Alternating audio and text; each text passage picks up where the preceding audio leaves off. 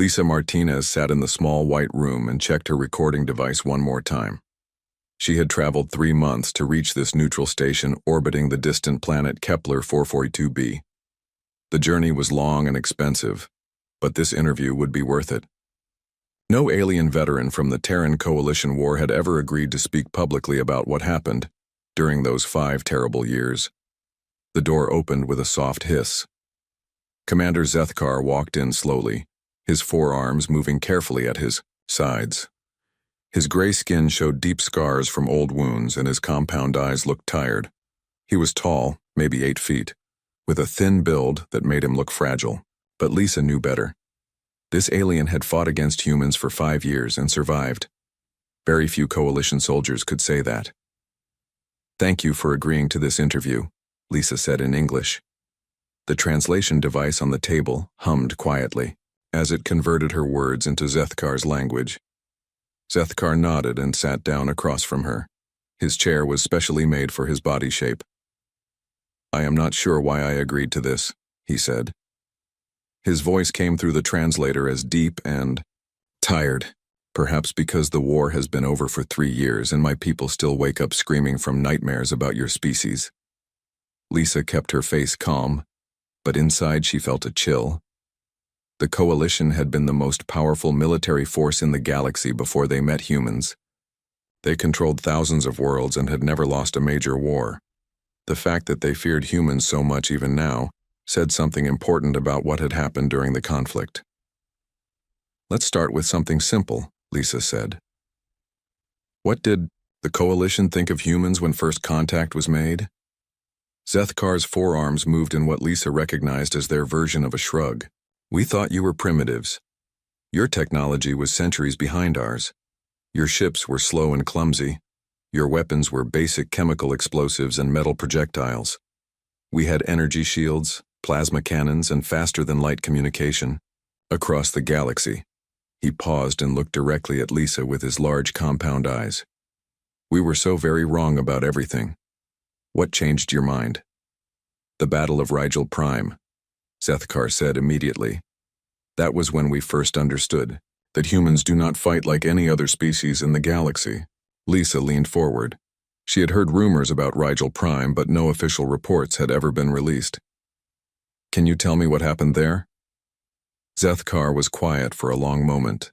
His 4 hands fidgeted with a small device that Lisa guessed was some kind of stress reliever. "I was part of the 3rd Battalion under General Krickstar. We were ordered to take a small human outpost on Rigel Prime. Intelligence told us there were maybe 15 humans stationed there.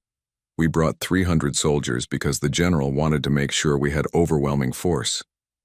300. "Against 15 seems like a lot," Lisa said. "It was not enough," Zethkar replied. "Not nearly enough." The alien veteran stood up and walked to the small window that looked out at the stars. The outpost was built into a rocky hill. Very basic construction. We could see their defensive walls from orbit. They looked weak.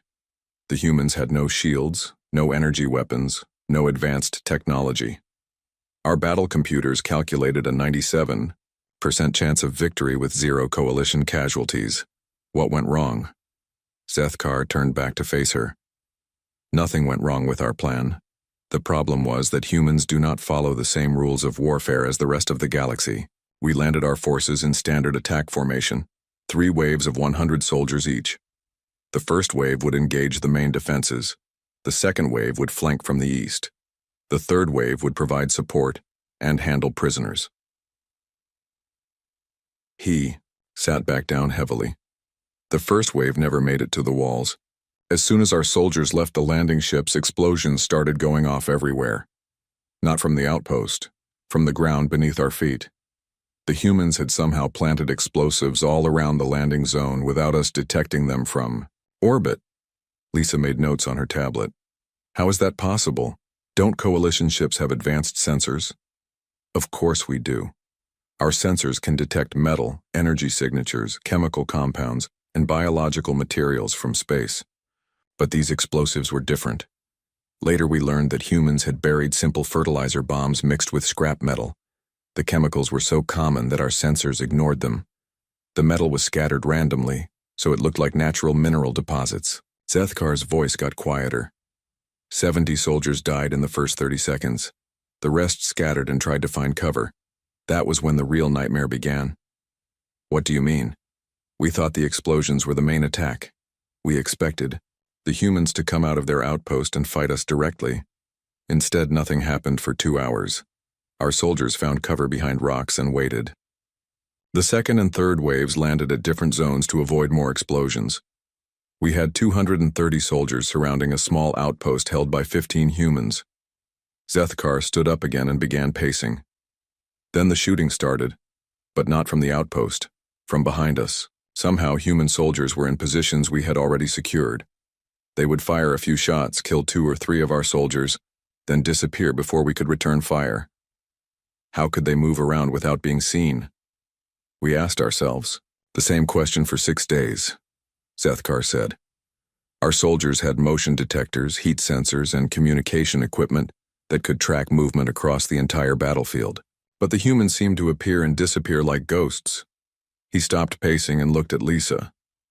On the third day, we captured one of them, a human named Captain Jake Morrison. We thought finally we would get some answers about their tactics. What? Did he tell you? He laughed, Zethkar said simply. He actually laughed when we questioned him. Then he asked if we were having fun yet. Fun. As if the battle was some kind of game to him. Lisa felt another chill. Did he explain how they were moving around unseen? No. But we figured it out eventually. The humans had spent weeks before our arrival digging tunnels all through the area. Not just simple hiding places. A complete underground network with multiple exits and supply caches. They could move anywhere on the battlefield without being detected because they were traveling below ground. Zethkar sat down again and rubbed his scarred face with one of his hands. But that was not the worst part. The worst part was that they were not trying to win the battle. They were playing with us. What do you mean? Captain Morrison escaped on the 4th day, just walked out of our secure holding area during a shift change. Our guards found a note he left behind. It said, "Thanks for the chat. See you tomorrow." The next morning, Morrison and his squad attacked our command post directly. They killed 8 soldiers, destroyed our communication equipment, and left another note that said, "Having fun yet?" Lisa stopped writing and stared at the alien veteran. They were taunting you. Yes, and it worked. By the 5th day, our soldiers were afraid to leave their positions. They jumped at every sound. They fired at shadows. 3 soldiers were killed by friendly fire because everyone was so nervous. How did the battle end? Zethkar was quiet for a long time. On the 6th day, Morrison contacted us directly on our emergency frequency. He offered to surrender if we agreed to certain terms. General Crickster was so frustrated that he agreed immediately, just to end the nightmare. Morrison surrendered? No, Zethkar said softly. When our soldiers went to the meeting point, they found Morrison and his entire squad sitting around a campfire, cooking food and telling jokes. They had set up a comfortable camp less than half a mile from our main force. They had been there for hours without us knowing. The alien veteran looked directly at Lisa. Morrison told our general that his squad could have killed all of our soldiers on the first day if they had wanted to. The explosives, the tunnel attacks, the psychological warfare, it was all just to see how coalition forces would react under pressure. He said his orders were to study our tactics, not to win the battle. Lisa felt her mouth go dry. They were conducting an experiment. Yes, we were laboratory animals to them. And after 6 days of combat, Morrison handed over a complete analysis of our weaknesses, our decision-making patterns, and our equipment limitations. He gave it to us as a gift before his squad left the planet. Zethkar stood up and walked to the door. That was when the Coalition Command realized we were not fighting a war against humans. We were being studied by a species that viewed combat as a learning experience. And they were very, very good students. The interview room fell silent except for the quiet humming of the translation device. Lisa looked at her notes and realized that everything she thought she knew about the Terran Coalition war was wrong. This was not going to be a simple story about military tactics. This was something much more frightening. Lisa watched as Commander Zethkar returned to his seat. His forearms were shaking slightly, and she could see that talking about the Battle of Rigel Prime had upset him. She waited a few moments before speaking again. Commander, you mentioned that humans view combat differently than other species. Can you give me another example? Zethkar closed his compound eyes for a moment. There are so many stories, each one worse than the last. But if you want to understand how humans think about war, I should tell you about Staff Sergeant Amy Collins and the siege of Titan Base. Titan Base? A small outpost on the moon Europa, in your solar system. It was supposed to be an easy target for us. Just 43 human defenders against my entire regiment of 800 soldiers.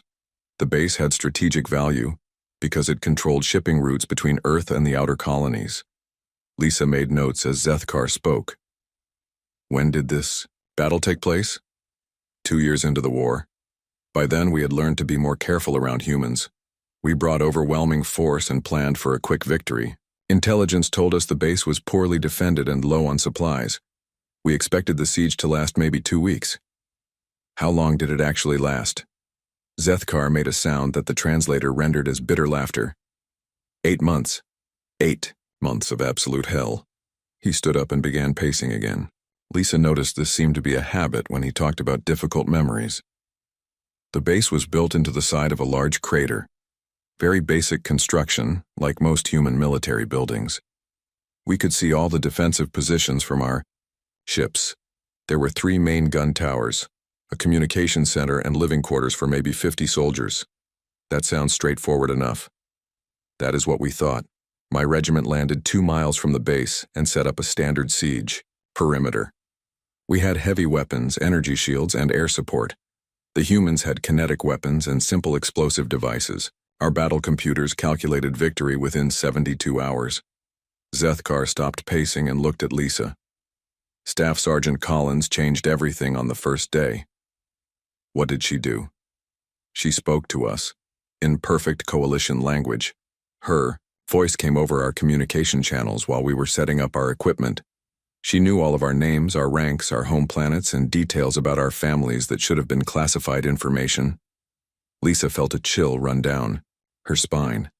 How could she know those things? We never found out. But Collins used that information to make the siege personal. She would call individual soldiers by name and ask about their children back home. She would mention details about their lives that only close friends should know. It was psychological, warfare at a level we had never experienced. Zethkar sat back down and picked up his stress device again. On the second day, Collins began making predictions about our tactical plans. She would broadcast messages telling us exactly what our commanders were going to order, sometimes hours before the orders were given. Was she guessing? No. She was always right. Every single time. Collins would say things like, Captain Vextel will order the 3rd Squad to advance on the East Tower at 0800 hours tomorrow. They will use flash grenades and approach from the lower crater rim. Then, exactly as she predicted, Captain Vextel would give those orders. Lisa stopped writing. That's impossible, unless she had access to your command communications. That is what we thought at first. We changed all our encryption codes and communication frequencies. It did not matter. Collins kept making accurate predictions. After a week, our soldiers started to believe she could read their minds. The alien veteran was quiet for a moment. The psychological effect was devastating. Soldiers began to doubt their orders before they received them. Unit commanders stopped making tactical decisions because they knew Collins would announce their plans to everyone. What happened next? Collins escalated. She started leaving personal messages for individual soldiers, private recordings that would appear in their equipment lockers, their food supplies, even inside their sealed helmets. She knew things about their personal lives, their fears, their relationships back home. Zethkar's voice got quieter. One soldier named Corporal Tixmore found a recording where Collins talked about his daughter's birthday party that had happened 3 days earlier, back on his home planet. She described the decorations, the gifts, even what cake his daughter had requested. Tixmore had not received any communication from home about the party yet. How could she know about events happening on other planets? We never figured that out. But the effect on morale was terrible. Soldiers started to think Collins had spies everywhere, that she was watching their families, that nowhere was safe from human intelligence gathering. Lisa made more notes. Did the coalition forces try to attack the base directly? Of course, many times. But Collins had turned Titan Base into something that defied military logic. Every attack we launched would fail in ways that seemed impossible. Zethkar stood up and walked to the window again. For example, we would plan an assault on the East Gun Tower. Before our soldiers even moved from their positions, explosions would start going off in areas we thought were secure. Not random explosions. Precise attacks that would cut off our supply lines and communication links to that specific assault team. She was anticipating your moves. More than that. Collins was orchestrating events so that our own tactics would work against us. She would trigger avalanches that blocked our retreat routes. She would jam our communications at exactly the right moments to cause confusion. She would time equipment failures so that our weapons would malfunction during critical moments. The alien veteran turned back to Lisa. But the worst part was not the tactical defeats. It was how Collins made us feel like we were fighting against fate itself. What do you mean? Everything bad that could happen would happen at the worst possible time. Soldiers would slip and fall at crucial moments. Equipment would break down, just when we needed it most. Weather would change suddenly to favor human defensive positions. After 2 months, my soldiers were convinced that Collins could control luck itself. Lisa found herself leaning forward. Was it really luck, or was she manipulating events somehow? Both. We learned later that Collins had spent months before our arrival studying everything about Europa's environment. She knew the weather patterns, the geological structure, the seasonal changes in ice formation. She used that knowledge to predict when natural events would occur and planned her defenses around them. Zethkar sat down again. But Collins also created her own luck. She had positioned sensors and remote devices all around the crater that could trigger landslides, ice storms, and equipment malfunctions at precisely the right moments. She turned the entire battlefield into a weapon. How did your soldiers react to this? Panic. After 3 months, we had soldiers refusing to leave their bunkers. They were convinced that Collins could see the future, and that any action they took would lead to disaster. Some soldiers started praying to their gods before simple tasks like checking their equipment. The alien veteran's 4 hands clenched into fists. Collins encouraged this fear. She would broadcast philosophical messages about fate and destiny. She would quote ancient coalition religious texts that most soldiers had forgotten since childhood. She made them believe that the universe itself was fighting against them. That's psychological warfare at an incredibly sophisticated level. Yes, and it worked perfectly. By the 4th month, we were losing more soldiers to accidents and friendly fire than to direct combat with the humans. Collins had weaponized our own minds against us. Lisa looked up from her notes. How did the siege finally end? Zethkar was quiet for a long time. Collins sent me a personal message in the 6th month. She said she was impressed with how long we had lasted, and that she was ready to end the siege whenever we were ready to leave. She offered to let you withdraw?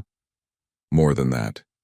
She provided us with detailed intelligence about human military positions throughout the solar system, information that was worth more than taking Titan Base would have been. She said it was a gift to show respect for our persistence. The alien veteran looked directly at Lisa. Collins had 43 soldiers under her command. I had 800. She held that base for 8 months not because she had to, but because she wanted to study how long coalition forces could function under psychological pressure. Another experiment. Yes. And at the end, Collins and her entire garrison walked out of Titan Base carrying their weapons and equipment. They boarded a transport ship while my soldiers watched from their positions. As they were leaving, Collins broadcast one final message. What did she say? Zethkar closed his compound eyes. She thanked us for participating in her research project. She said the data we had provided would be very useful for understanding coalition military psychology. Then she told us that the base's self-destruct system would activate in exactly 30 minutes, which would give us enough time to retreat to a safe distance. Lisa felt her blood go cold. She had rigged the entire base to explode? The explosion was visible from orbit. If Collins had chosen to detonate it during any of our assault attempts, she could have killed hundreds of my soldiers. Instead, She used it as a demonstration of how completely she had controlled the entire situation. The next morning, Lisa arrived at the interview room early.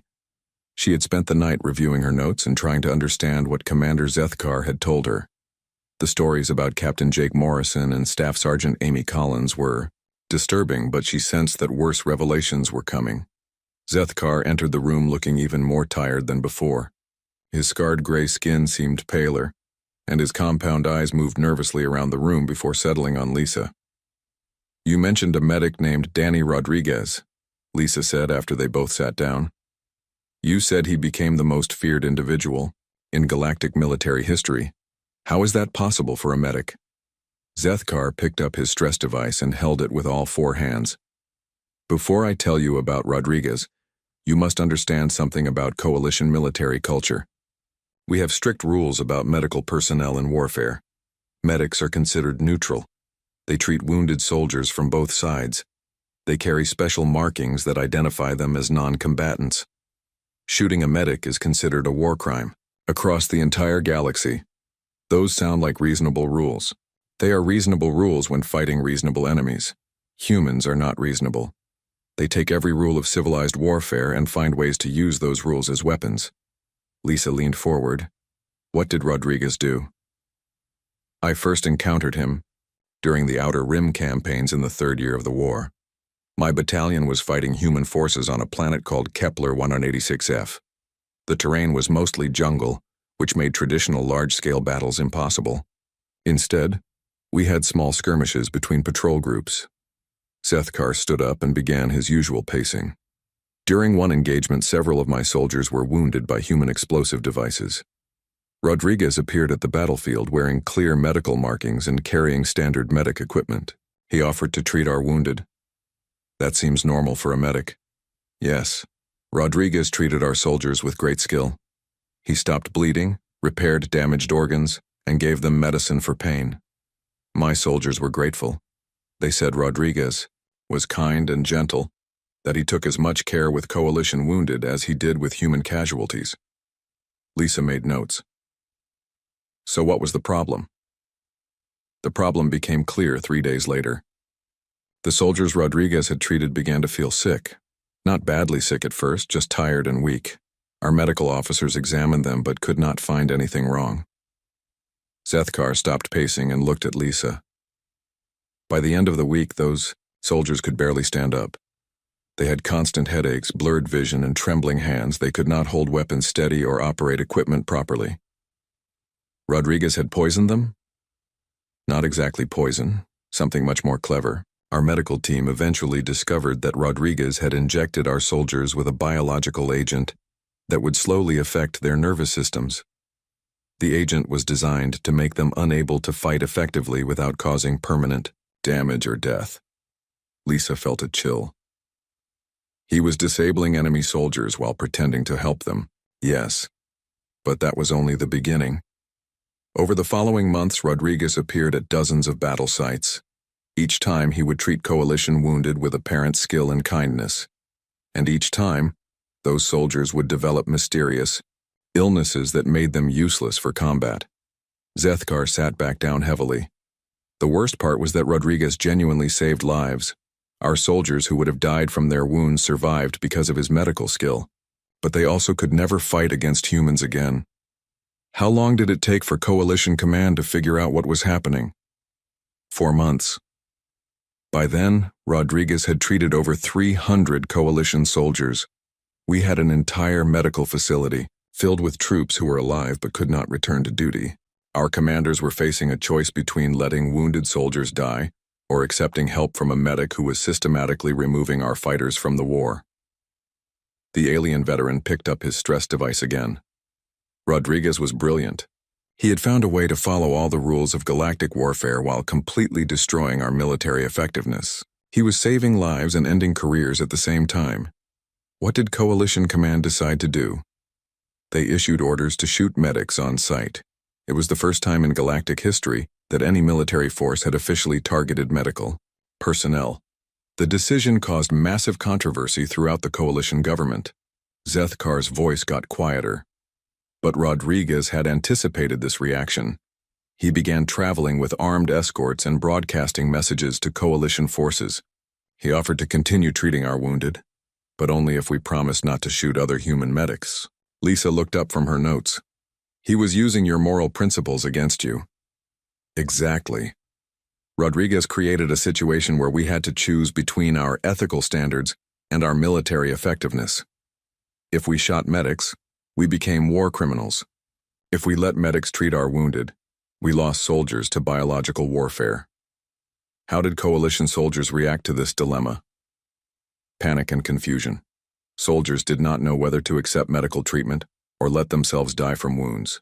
Some units started refusing to engage human forces entirely because they knew that getting wounded meant facing an impossible choice.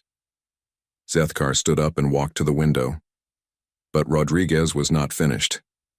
In the 5th month of the Outer Rim campaigns, he did something that broke the minds of coalition military leadership. What happened? A major battle took place near the city of New Geneva on Kepler 186F. My regiment was part of a large assault force trying to take the city from human defenders. The battle lasted 2 days and resulted in heavy casualties on both sides. The alien veteran turned back to Lisa. Rodriguez appeared on the battlefield after the fighting ended.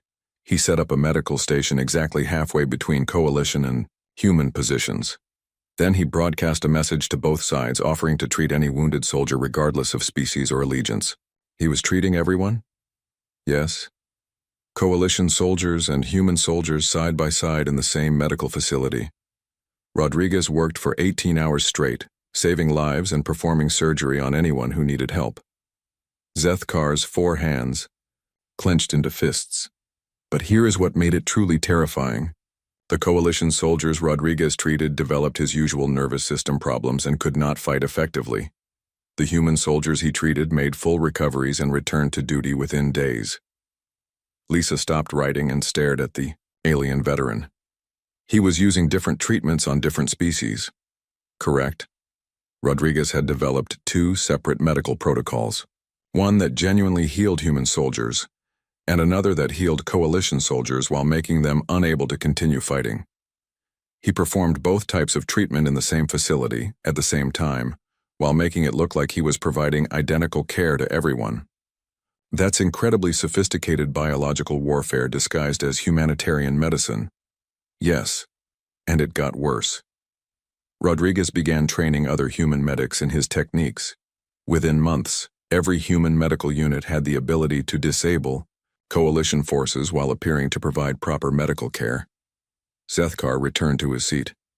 The psychological effect on coalition troops was devastating. Soldiers became afraid to get wounded because they knew human medics might treat them, but they were also afraid to refuse treatment because they might die from their injuries. How did this affect coalition morale? It destroyed it completely. Soldiers started to believe that humans could turn any act of kindness into a weapon. If a human offered food, it might be poisoned. If a human offered medical care, it might be biological warfare. If a human offered to help, it was probably a trap. Lisa made more notes.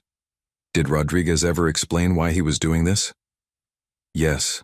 In the final month of the Outer Rim campaigns, Rodriguez sent a recorded message to Coalition Command. He said that his mission was to demonstrate that humans could end the war without killing anyone if they chose to do so. What did he mean? Zethkar was quiet for a moment. Rodriguez explained that he could have used deadly biological agents instead of disabling ones. He could have poisoned coalition soldiers instead of just making them unable to fight. He said, his methods proved that humans were showing mercy even while conducting warfare. He was being merciful by destroying military effectiveness instead of destroying lives. That was his argument. Rodriguez claimed that humans were offering coalition forces a choice between honorable defeat and total annihilation. He said that any species wise enough to accept defeat would be allowed to survive with dignity. The alien veteran looked directly at Lisa. The most terrifying part was that Rodriguez was completely sincere. He genuinely believed he was being kind by giving coalition soldiers a way to leave the war alive. He saw his biological warfare as an act of compassion. Did Coalition Command accept his offer? Not immediately. But Rodriguez had made his point. He had shown that humans could neutralize entire military units without firing a single shot. Every coalition soldier who encountered human medics became a living demonstration of human technological superiority and strategic thinking. Zethkar stood up and walked toward the door. By the end of the Outer Rim campaigns, we had thousands of soldiers who were alive but unable to fight. Lisa spent her lunch break walking around the station trying to clear her head. The stories about human warfare tactics were becoming more disturbing with each interview session. She had originally thought this would be a straightforward piece about military history. Instead, she was documenting something that challenged everything she knew about human nature. When she returned to the interview room, Commander Zethkar was already waiting. He sat perfectly still, all four arms resting on the table.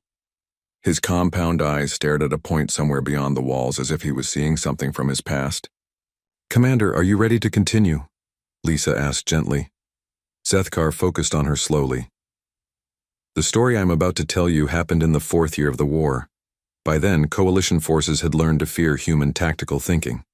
We had developed new protocols for dealing with human psychological warfare. We thought we understood the limits of what humans could accomplish. What changed your mind this time?" Lieutenant Colonel Kate Murphy and Operation Shepherd's Call. It was a rescue mission that should have been impossible according to every law of military science. But Murphy did not seem to care about what was supposed to be impossible. Lisa prepared her recording device as Zethkar began to pace. "Can you tell me about the situation that led to this mission?"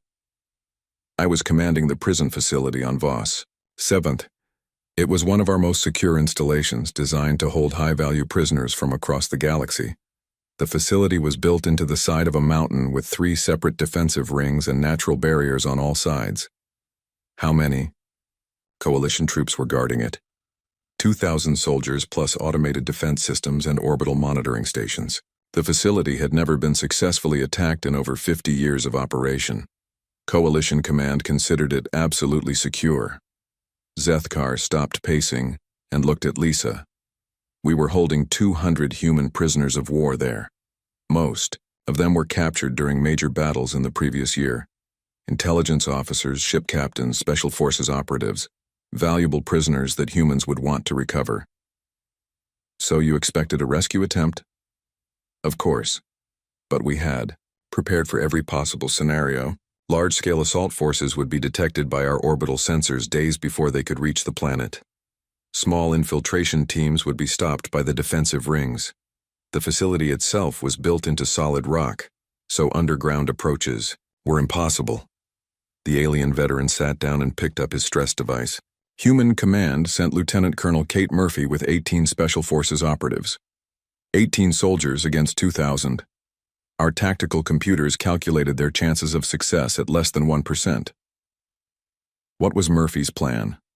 We never figured that out completely, even after the operation was over. Murphy seemed to approach the mission like she was solving a puzzle rather than planning a military operation. She spent weeks studying our defensive systems, not to find weaknesses, but to understand how they worked." Lisa made notes as Zethkar continued. "The first sign that something unusual was happening came from our orbital sensors. We detected a small human ship approaching the planet, but it was not trying to hide. The ship broadcast standard diplomatic codes and requested permission to land at our main spaceport." "They announced themselves?" "Yes. The ship claimed to be carrying medical supplies for coalition forces. This was not unusual. The Red Cross organization often delivered humanitarian aid to both sides during the war, but something felt wrong about this particular ship." Zethkar stood up again and resumed pacing. "I ordered additional security checks on the ship and its crew. Everything appeared normal. The medical supplies were genuine. The crew had proper documentation. There were no hidden weapons or suspicious equipment." "But you were still suspicious?" "Yes. My experience with humans had taught me that when things seemed normal, it usually meant they were planning something extraordinary. I increased security around the prison facility and put all units on high alert." The alien veteran stopped at the window and stared out at the stars. "For 3 days, nothing happened. The medical supply ship completed its delivery and left the system. Our sensors showed no other human vessels in the area. I began to think that perhaps I had been overly cautious." "When did Murphy make her move?" "On the 4th night. But she did not attack the prison facility. Instead, my communication officer received a call on our emergency frequency.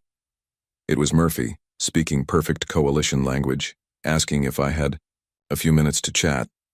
Lisa looked up from her notes. She called you directly? Yes. Murphy was somehow using our own communication system from inside the prison facility. She was already past all 3 defensive rings, past the automated security systems and inside the most secure building on the planet.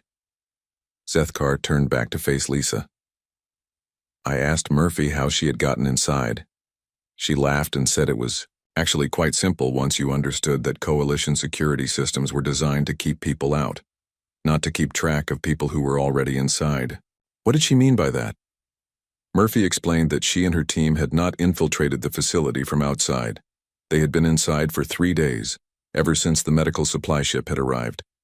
They had somehow hidden themselves among the legitimate medical personnel and supplies. The alien veteran sat down heavily. But that was impossible. We had scanned everything that came into the facility. We had verified the identity of every person who entered. There was no way for 18 human soldiers to hide among a small medical team. How did they do it? Murphy never told us the complete details, but she gave us enough information to understand the basic approach. Her team had used advanced camouflage technology to disguise themselves as coalition medical personnel, not just visual disguises. They had somehow altered their biological signatures to match our species. Lisa stopped writing and stared at Zethkar. They made themselves look like coalition soldiers? More than that. They had modified their body chemistry, their heat signatures, even their scent markers. Our sensors could not tell the difference between Murphy's team and genuine coalition personnel. They had literally become undetectable to our security systems. That level of biological disguise seems impossible. That is what we thought. But Murphy had 18 months to plan this operation. Her team had studied captured coalition technology, analyzed biological samples from prisoners, and developed techniques that we did not know were possible. Zethkar picked up his stress device with all 4 hands. While Murphy and I were talking, explosions started going off throughout the facility. Not random explosions, precise demolitions that disabled our communication systems, our automated defenses, and our backup power generators. Her team was destroying the facility's defenses. Yes, but they were doing it from inside the security perimeter, using our own maintenance tunnels and service areas. Murphy's soldiers had spent 3 days studying the facility's layout and placing explosive charges in exactly the right locations. The alien veteran stood up and began pacing again. Within 30 minutes, the prison facility had been completely neutralized. No coalition soldiers were killed, but all of our weapons, communication equipment, and security systems were destroyed. How did Murphy get the prisoners out? That was the most impressive part of the operation. Murphy had not just planned to rescue the human prisoners, she had prepared a complete escape route that included transportation, supplies, and safe passage through coalition space. Zethkar stopped pacing and looked directly at Lisa. Murphy told me that her team had been monitoring coalition military communications for weeks. They knew the exact schedule of every patrol ship, supply convoy, and security checkpoint between Voss 7th and human territory. She had planned the entire escape route in advance. More than that, Murphy had arranged for the escape to look like a routine prisoner transfer. Her team had forged all the necessary documentation, created false orders, and established fake communication protocols that would allow 200 human prisoners to travel through coalition space without being questioned. Lisa felt a chill run down her spine. She had infiltrated your entire command structure. Yes, and Murphy proved it by broadcasting the current locations and planned movements of every coalition military unit in the sector. Information that should have been known only to our highest-level commanders. Zethkar returned to his seat. But the most terrifying part came at the end of our conversation. Murphy asked if I wanted to surrender the facility peacefully, or if I preferred to make the rescue more challenging for her team. She was giving you a choice? Yes. Murphy explained that her mission was to rescue the human prisoners with minimal casualties on both sides. She said that if I cooperated, no coalition soldiers would be harmed. If I chose to resist, her team was prepared to neutralize the entire garrison. The alien veteran was quiet for a moment. I asked Murphy what would happen to me and my soldiers if I surrendered. She said we would be given transportation back to Coalition territory and a complete briefing on the security weaknesses she had discovered in our prison system. She was offering to help you improve your defenses. Exactly. Murphy said that. Humans preferred to fight opponents who could provide interesting challenges. Weak defenses made for boring operations. Lisa arrived at the interview room early on the final day. She had spent the previous evening reviewing all her notes from the past 4 sessions. The pattern was clear and terrifying. Humans did not fight wars to win territory or destroy enemies. They fought wars to learn and to teach. Every story Commander Zethkar had told showed the same disturbing truth. Humans treated warfare as education. When Zethkar entered the room, he looked different. His forearms moved more slowly, and his compound eyes seemed even more tired than before. Lisa sensed that this final session would be the most difficult for him. Commander, you mentioned Major Alex Thompson and the conversation that ended the war. Can you tell me about that? Zethkar sat down without his usual pacing. He held his stress device but did not fidget with it. Thompson was different from the other humans I had encountered during the war. He was not a combat soldier or a special operations officer. He was a strategist, someone who thought about the big picture rather than individual battles. When did you meet him? I never met Thompson personally, but his influence on the end of the war was felt by every coalition commander. Thompson contacted our high command directly in the final year of the conflict and requested a meeting with our military leadership. Lisa made notes as Zethkar continued. This was unusual because humans had never shown interest in formal negotiations before. They preferred to communicate through their actions on the battlefield. But Thompson said he had important information that coalition leaders needed to understand. What kind of information? That was what made Coalition High Command curious enough to agree to the meeting. Thompson did not offer to discuss surrender terms or peace negotiations. Instead, he said he wanted to show coalition leaders what the war had really been about from the human perspective. Zethkar finally began his familiar pacing. The meeting took place on a neutral station similar to this one. Thompson arrived alone with no guards or weapons. He carried only a small data device and a simple presentation screen. What did he show them? Everything. Thompson had complete records of every major battle, every tactical innovation, every psychological warfare technique that humans had used during the 5-year conflict. But more than that, he had detailed analysis of how coalition forces had responded to each human strategy. The alien veteran stopped pacing and looked at Lisa.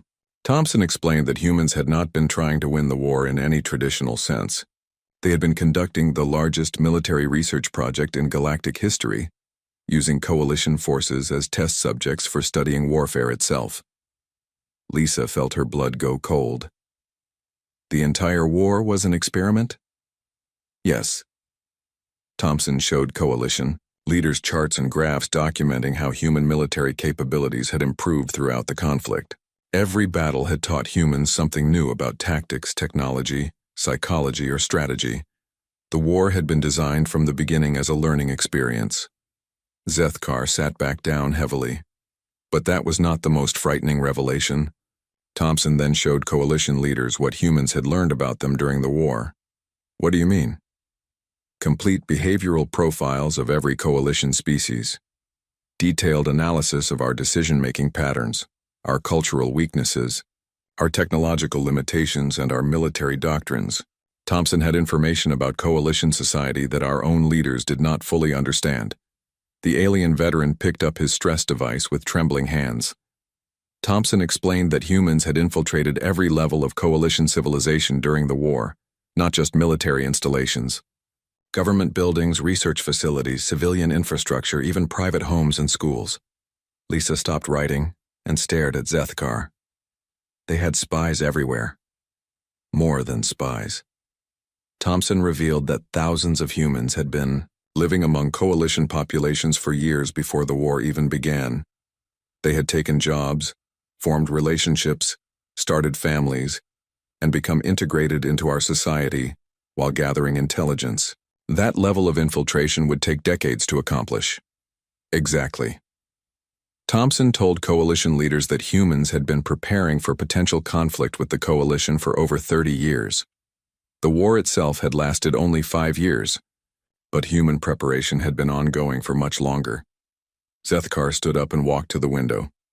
Thompson then showed coalition leaders the most terrifying information of all: complete technical specifications for every coalition weapon, ship design, communication system, and defensive installation. Information that should have been impossible for outsiders to obtain. How could humans have access to classified military technology? Thompson explained that human infiltrators had not just gathered intelligence. They had actively participated in developing coalition military technology.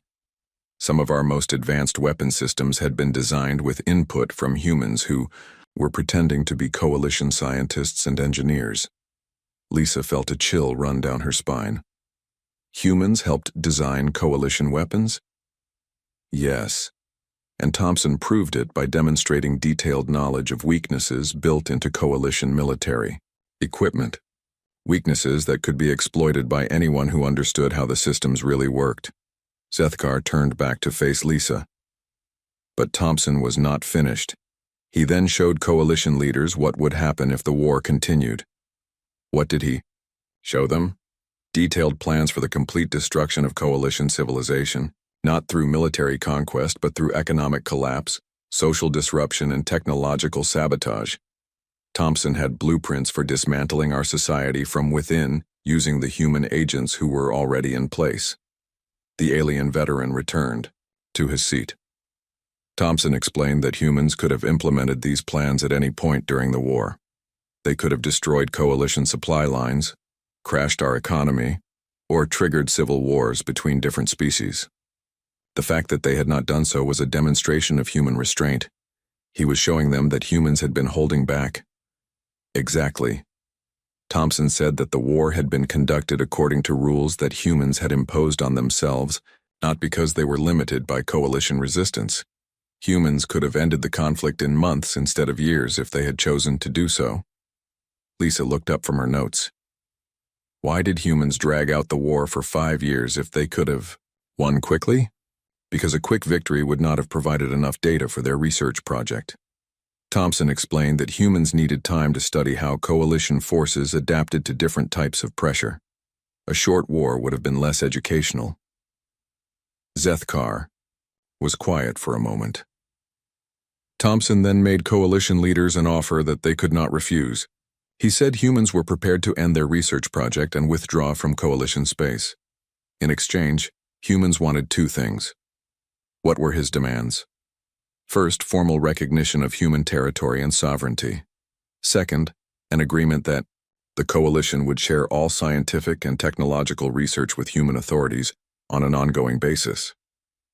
The alien veteran looked directly at Lisa. Thompson explained that humans were not interested in controlling coalition territory or ruling over other species. They wanted to continue learning, and they believed that cooperation would be more educational than continued conflict. The coalition agreed to these terms? They had no choice. Thompson had demonstrated that humans could destroy coalition civilization whenever they chose to do so. The only reason the coalition still existed was because humans found it more useful, intact, than destroyed. Zethkar stood up and walked toward the door. But Thompson saved the most disturbing revelation for last. He told coalition leaders that the war with them had been only a small part of human military research. Humans were simultaneously conducting similar experiments with dozens of other species across the galaxy. Lisa felt her mouth go dry. Other wars? Other conflicts? Other research projects? Other learning experiences? Thompson said that humans were in the process of studying every major military power in the galaxy. The coalition war had been just one experiment among many. The alien veteran paused at the door. Thompson ended the meeting by thanking coalition leaders for their participation in human research. He said the data they had provided would be very useful for understanding galactic military capabilities and would help humans prepare for future challenges. What did he mean by future challenges? Zethkar opened the door but did not leave. Thompson explained that humans were not the only intelligent species in the universe. There were other civilizations beyond our galaxy, some of them potentially hostile. Humans were using conflicts like the Coalition War to prepare for threats that most galactic species did not even know existed. Humans were preparing to defend the galaxy, or to expand beyond it. Thompson was not clear about human long-term intentions, but he made it obvious that everything humans had learned from the Coalition War was being applied to much larger projects that we could not even imagine. The alien veteran looked back at Lisa one final time. That day, Coalition leaders realized that surrendering to humans was not really surrendering. It was joining a research project that was so vast and complex that our entire civilization was just a small part of it. And that's why the Coalition agreed to the peace terms?